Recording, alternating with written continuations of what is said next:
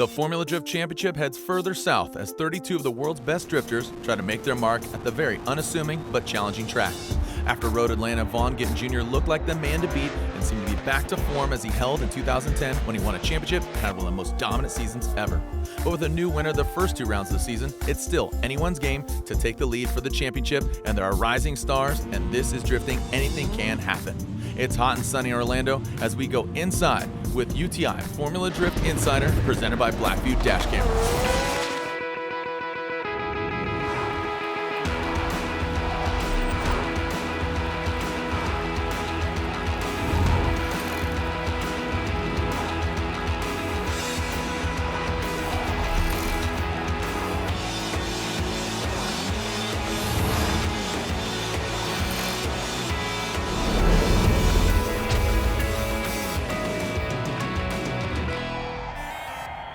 Before we look inside Formula Drift Orlando, let's take a look back at one of the rowdiest rounds of competition on the Formula Drift schedule, Road Atlanta, where Chelsea Nofa unfortunately got knocked out early. So in Road Atlanta, it went pretty interesting. We went into our first battle with Kenny Moen. Had it one more time because both of our runs were kind of rubbish. Neither were very good. So the judges gave us both another chance, and we went again, and my car had a mechanical failure. Very simple failure that took us about 20 seconds to fix after we got off the track, but since it happened at a not proper time, we kind of got screwed on that end. Atlanta started off amazing. Qualified second, had high hopes for the battles, but those were crushed in an instant. Ripped the tire off the rim, I climbed the curb a little too high coming up the hill. That was all she wrote. We weren't allowed to run the second run. We went out in top 32. So Formula Drift Atlanta was a really good event for us. We made a lot of changes from Long Beach to the car that proved to be really good ones, and our car was probably the fastest it's ever been. I've been driving this car for 4 years, and I feel like we were probably the most competitive it's been up to this point. So, you know, going into it, we made it up to the grade 8. We were matched up against Vaughn, and he had been killing it all weekend, and just didn't quite have enough for him. He was the guy to beat all weekend. Obviously, he won the event, so. Rolling into the semifinals, we knew that we were going to be on the podium no matter what, as did Vaughn. So going up against him in semifinals was a good battle. And I'd like to say that we gave him probably the best run for his money out of the evening. Obviously, he got the win, he got the overall win, but I think it was mainly because the judges saw him pull a little bit of a gap going up that hill after we transferred into turn 2. You know, he had that wheel jacked up in the air on the throttle, and that's what the judges were really kind of focused on, seeing that gap kind of create on the on-throttle commitment part of the track. And so he got the win and went on to win the event overall. Early on in that weekend, I just got in my flow. I got to where I needed to be mentally. I was very confident. You know, I feel so re-inspired with this new Mustang. And really just having fun behind the wheel of the car and you know, being me. You know, this new car allows me to be me behind the wheel. You know, I think, you know, everybody, including myself, was reminded of the result of when my team and I get there on that level. You know, I think it's pretty safe to say, you know, we were pretty dominant all weekend in Atlanta. And, you know, perfect events don't come easy in Formula Drift. And my goal, you know, starting with this round, is take all those things that we've learned, implement them, and see where we end up. The former champion hits his stride and wins Atlanta. Next stop, Orlando. Formula Drift on CBS Sports Network is being brought to you by Universal Technical Institute, chosen by industry, ready to work. By Blackview, over the cloud. And by Hankook Tire, driving emotion. Orlando, Florida, the Sunshine State for obvious reasons. It's hot, it's humid, and with only 3 rounds of 8, who's going to get the lead in the championship? Who is going to beat the heat? You know, Orlando is one of those tracks, it's survival of the fittest. I mean, I've been in a sauna for the last couple weeks training to get ready for this place because it's so hot, it's so humid, and your car is just a sweat box. Drifting is mostly a mental game. You don't have to be a die-hard athlete to do well as long as your head is in check. But this event makes it a little bit different. You know, you're so worn down, you're dehydrated, you're basically melting away. So staying in shape, being fit is key to doing well here in Orlando. We're reading hotter temperatures on the car than ever. Even like our ECUs are getting hot, so we're just doing everything we can to keep not only ourselves but the cars cool, to keep all mental and technical aspects of the team together. The car's running nice and cool. I'm trying to stay cool and trying to stay mentally focused. It's kind of hard in this heat, but we've done it a few times, so I'm getting acclimated to it. It's really, really hot, very humid. It's tough being in these cars. Yes, we run really short out on track, but you're in line for a really long time, and that's the hard part. So I got to battle that, but I'm hoping the Mobile One Camaro is going to do good today. Obviously, it'd be great to get on the podium or especially win at this round. Like I said, getting those points early in the season is very important, and it really kind of sets the mood and really gets the morale of the team up. So just like any other round, we're going for it. We feel super comfortable after our first practice session. The car is dialed. We had a full run for the win here last year, and I feel like we have the same potential today. I mean, this round has the potential to be a really big turning point in the championship. We had a lot of the top drivers go out relatively early in Atlanta, and which gave me a great advantage and has me sitting relatively pretty. So, a good result for us here could get us pretty ahead. I feel like there's a lot on the line, but I feel like every round there's a lot on the line. So, not going to change my approach, but of course, I'm looking forward to getting on that podium. After struggling for a year, JR's back in full force, and with the new car, they seem to have it dialed pretty darn well. Excited to see him doing well, but we're obviously here to take him down, and that's the plan this weekend. To do well at this track, like I said, it's a very simple but technical track because you have to nail it every time. The judges can really nitpick where your car is on the line because it's only 2 turns. They want to see you perfectly paint the outer edges of these radiuses. So we have 2 outer zones and 2 inner clips, and you just have to nail it every time. So it's not very technical, but it really is a track that requires strategy because you have to be free enough up on the bank to not straighten up and be able to run that high line, but you also have to have enough grip to make that transition and run that huge left-hand sweeper. So it's a very unique track. Again, not very technical, but it takes strategy, and he with the best strategy and the team with the best strategy is who's winning this weekend. It's go time. Head-to-head action begins in top 32 with Formula Drift champion and veteran Vaughn Gittin Jr. going against his Nitto Tire teammate from Lima, Peru, Alex Hilbrun. Who's going to come out on top in the V8 battle? Just got done our one more time battle with Alex Hilbrand in the top 32. Lead run, I just threw it down as hard as I could, entered super fast, put the car up on the wall for the entire bank. On my chase run, I knew I had to put it on Alex's door. Coming through the bank, he lifted a bit early. He hit the clip at a wheel off course, slowed him down for the rest of the run, which I was able to catch him. It worked out. We're moving to top 16, and I'm pumped. We just finished up top 32 where we went up against Cameron Moore. He's a rookie driver this year, great, solid around the course, but a couple small mistakes on his lead run. We're able to stay nice and close and get the win. I just went through the toughest top 32 battle I've ever been a part of. Andy Gray, lightning fast out there. Luckily we got it one more time. I decided to dump the clutch, hold the throttle all the way through the infield, bury him in smoke. It worked out, he spun out, we move on. Man, Dean threw it down against the wall. His wing flew off like over my car. I just stayed on it door to door and continued on, got the win, and we're moving on to top 16. First time this year. It's really good to have that monkey off my back, and I'm feeling great for this weekend. For me, in the top 32, I got lucky with Mad Mike taking himself out basically with a deviated tire, and they were just going over that rule today in our drivers' meeting, so tough luck to him, and I wish we could have gone on with our battles. He had a really good chase, but it is what it is. So we just finished our top 32 match against our teammate, Alec Honadell, and we both, ran hard. It was really, really close, and kind of bummed it went towards him. Not to say, that I'm bummed that he won, but I really felt that it was too close to call, and there was definitely a one more time. It was a good run. I saw the replays whenever we're waiting for the decision, and then when that came out, we ended up getting the win. Honestly, thought I was going to go one more time, but I can't complain about a win, but I wish it wasn't against him in top 32. We both fought really hard and threw down awesome runs, so either way, it was a good show, and Alex is going to definitely represent here in the top 16. The Floridian native of Alec Honadell advances on to the top 16 among 15 other drivers as they made their way through the top 32. Find out who advances on only on Formula Drift Insider, presented by Blackview Dash Cameras. Formula Drift on CBS Sports Network is being brought to you by Nexen Tire. Driving tomorrow. by FormulaD.com. For merchandise, tickets, and series information, head to FormulaD.com. And by the U.S. Air Force. Aim high. Welcome back to Orlando Speed World, playing host to round 3 of the Formula Drift Championship. Veterans, rising stars, dark horses, newcomers. We are here in the top 16. Who's going to get the overall victory?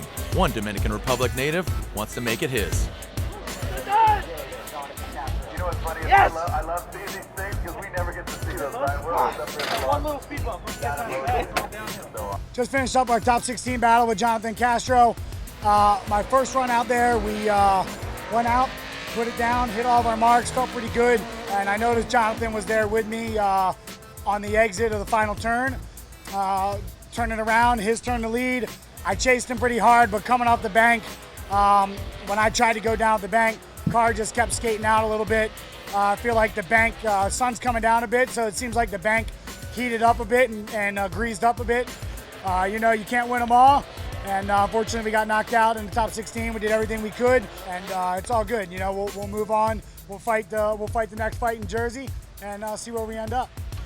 This is the first time I ever touching a grade 8. This is a huge step for me, coming from a new car, coming from a new team, everything brand new. To be able to achieve that, this is amazing. It's an amazing feeling. Our strategy, just keep having fun, and number will say by itself. We'll come out by itself. Does that put us up against Renton or put us up against Castro? Because Castro being on. Oh yeah. Man, he's really fast. You know, I ran him in Atlanta, different car, so kind of expected what his driving was going to be like, but his car is way faster, I think, this time. So it was definitely more of a battle. We had to go one more time, but the Mobil 1 Camaro Safecraft was awesome. You know, so luckily we beat him. I think that last run we were so close. I just think it came down to my follow was just a tiny bit cleaner than his, but it was super close. So we're moving on to the grade 8. I think we're going against Castro. Oh man, we're scraping through tonight. I had a decent lead on Kyle. He had a little straighten behind me, and then for my chase, everything was going well until boom, I popped the tire. Coming off the bank, got to finish the run, it was enough to move on. He was leading the first run, and I couldn't follow him, so he had the gap on me. So in the last one, I was like, I just have to floor this, you know, and I did, and it worked. You know, we had an absolutely amazing run with Ryan just now. We started in the chase position, and luckily right on entry I was able to just kick the clutch and just get right on his door and pretty much just stay right there with him through the entire rest of the chase lap. Moving into our lead lap against Ryan, you know, he was definitely right on our tail, but we stayed nice and high on the bank, had a little love tap with the wall, and, you know, hit all of our marks, luckily giving us that win. I put the maximum I can do for my lead run, and glad we win. So we're moving top 8. This is our top score so far in FD. So pumped. I need more. Yeah, I mean, a little bummed out for sure. I felt like I was running really strong. I had really good hopes for this round, so gonna have to sit the rest of this one out. Yeah, it was great. I know Odie is a crazy proximity chaser, so I just had to basically give it my all when I was following, because the first run was myself behind him. And we went one more time. Second run comes around. My spotter tells me that you got to be a little bit more aggressive on your chase. Exactly what I did, and we got the win. So we're moving on to the grade 8. No, not frustrated. We just, you know, we had some contact. We were in the lead. I felt that we didn't do anything wrong. We're on our line, and Pollock was, you know, being aggressive as he should be. But he bumped us twice and got into our front wheel pretty good. We're able to hold the car straight because it's what we do. We don't just spin out and take the easy win. Yeah, I mean, obviously with any event, you got to have your spotter understand what the judges want and be able to relay that to the driver, and the driver being able to adapt to do what the judges are rewarding. And so I feel that we're doing that, and we're now in the top 8 and see how far we get. Sykt bra, Jonathan. Hvordan skal du fortsette dette her? Oh, me fue muy bien, fue una carrera top 8, o sea, lo hicimos muy bien, estamos adentro. Pa'lante. Pa'lante, I got that. Dos cervezas, por favor. No matter what language they say it in, they're all here to win as we move on to the grade 8. Yeah, you know, I went up against Castro. First time I battled with him in his new car, and he's been doing awesome all weekend. I treated that like a final. You know, just went all out on my lead, and I think he got into the fence a little bit. You know, he nosed it into my door, bent our door bars. We're all good, car's good. I think we're moving on. So this is the first time in the finals for quite a long time for the Camaro. So I'm super stoked for my whole team. These guys have been busting their butt. We put down a great lead run. We've been working on that all weekend. Got to stick it, got a good advantage there. For the chase, he was definitely faster than me, but I got to catch up. He took down a cone, that was all it took.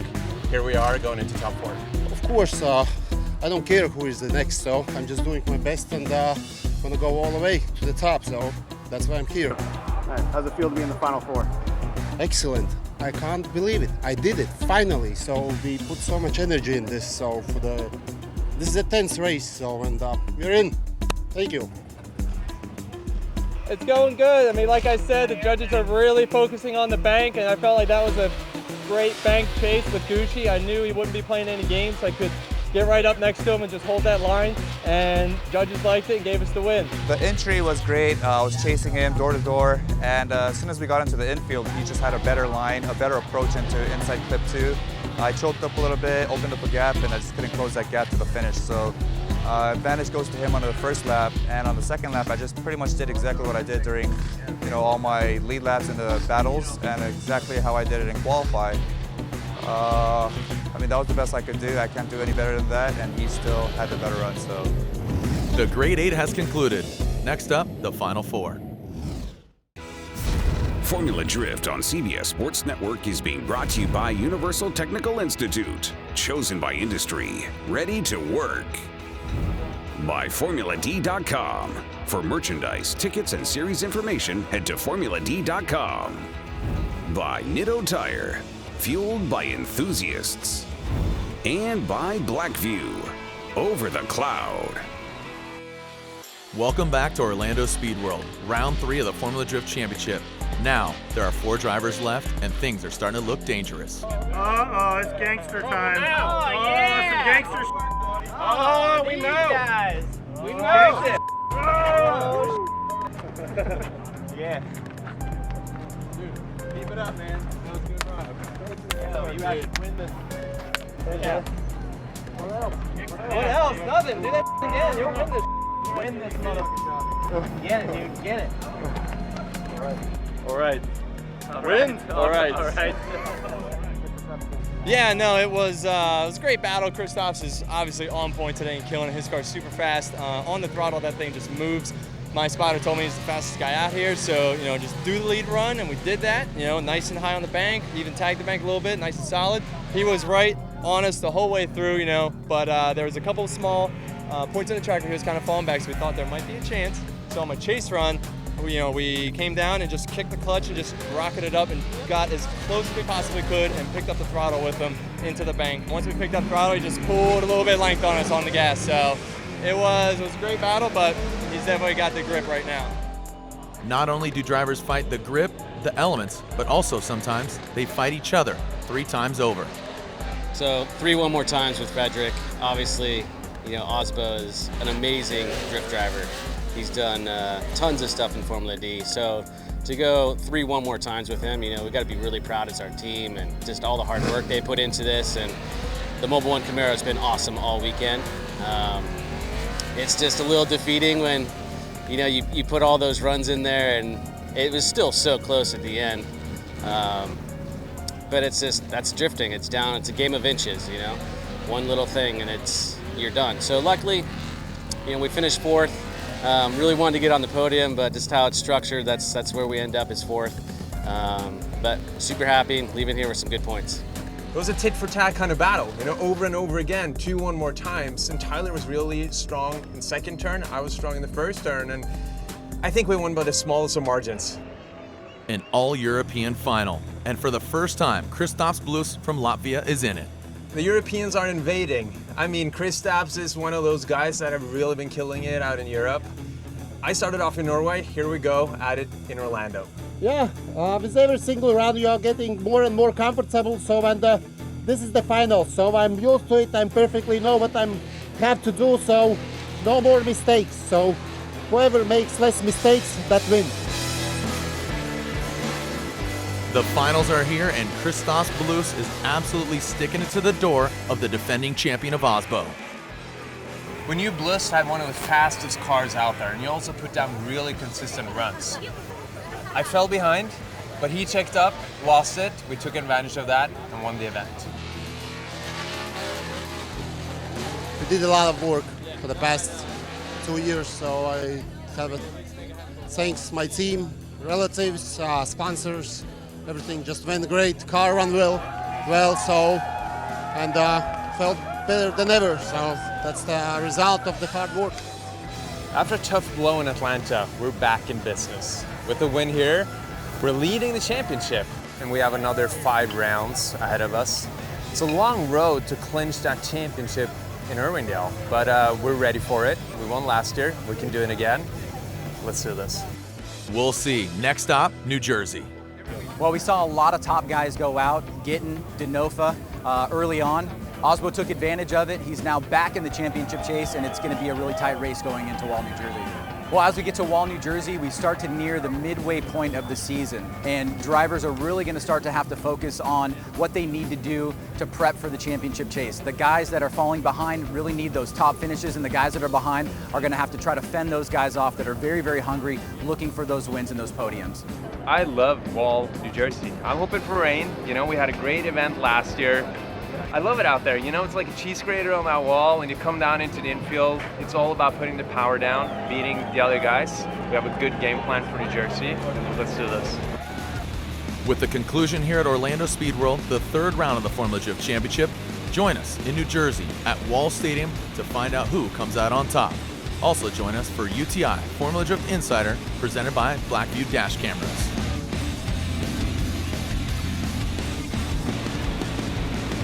In association with Formula Drift, this has been a presentation of CBS Sports Network, the 24-hour home of CBS Sports.